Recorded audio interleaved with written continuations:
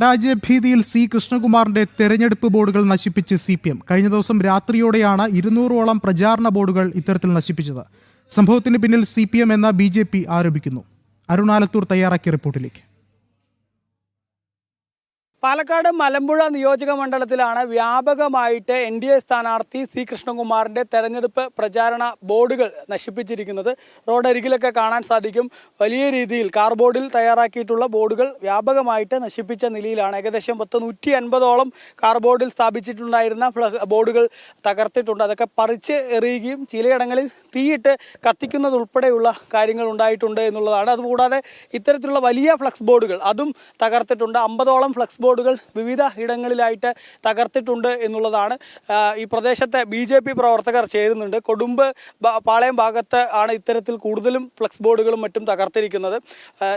വ്യാപകമായിട്ട് ഇത്തരത്തിൽ ബോർഡുകൾ തകർത്തിട്ടുണ്ടല്ലേ? തീർച്ചയായിട്ടും ഇത്ര ദിവസം പ്രശ്നങ്ങളൊന്നുമില്ല.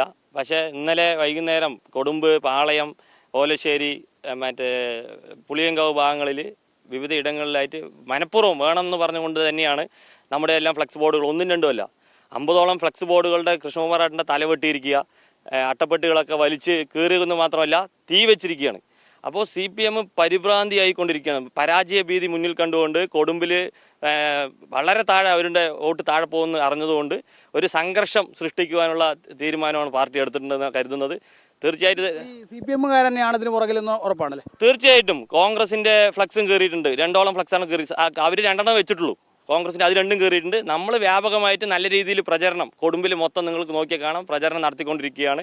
എല്ലാവരും സഹകരിച്ച് തന്നെയാണ് എല്ലാ പാർട്ടിക്കാരും മുന്നോട്ട് പോകുക. പക്ഷേ അതിൽ ചില ആളുകൾ വേണമെന്ന് പറഞ്ഞ് ബോധപൂർവം ഒരു രാഷ്ട്രീയ സംഘർഷം ഉണ്ടാക്കി ഇവിടെ നല്ല രീതിയിൽ വോട്ട് ചെയ്യാൻ വരുന്ന ആളുകളെ ഭയപ്പെടുത്തുവാനുള്ള ഒരു തീരുമാനത്തിൻ്റെ അടിസ്ഥാനത്തിലാണ് എന്ന് ബോധപൂർവം ചെയ്തു തന്നെയാണ്. കാരണം നിങ്ങൾക്ക് വരുന്ന വഴികളിലെല്ലാം കണ്ടാൽ മനസ്സിലാവും. എല്ലാ ഫ്ലക്സുകളുടെയും ഓലശ്ശേരി ഭാഗത്ത്, പാളയം ഭാഗത്ത് സ്ഥാപിച്ചിട്ടുള്ള എല്ലാ ഫ്ലക്സുകളുടെ തല വെട്ടിയിരിക്കുകയാണ്.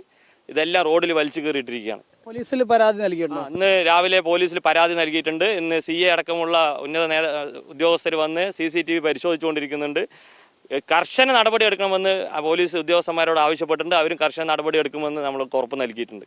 അതുതന്നെയാണ്. ഏതായാലും ഇതിൽ കൃത്യമായ നടപടി വേണം എന്നുള്ളതാണ് BJP പ്രവർത്തകർ ആവശ്യപ്പെടുന്നത്. വ്യാപകമായിട്ട് ഇത്തരത്തിൽ പരാജയ ഭീതിയിൽ CPM BJPയുടെ ഫ്ലക്സ് ബോർഡുകൾ NDA സ്ഥാനാർത്ഥിയായ സി കൃഷ്ണകുമാറിന്റെ ഫ്ലക്സ് ബോർഡുകളും മറ്റും തകർത്തിരിക്കുകയാണെന്നുള്ളതാണ് BJP പോലീസിൽ പരാതി നൽകിയിരിക്കുന്നത്.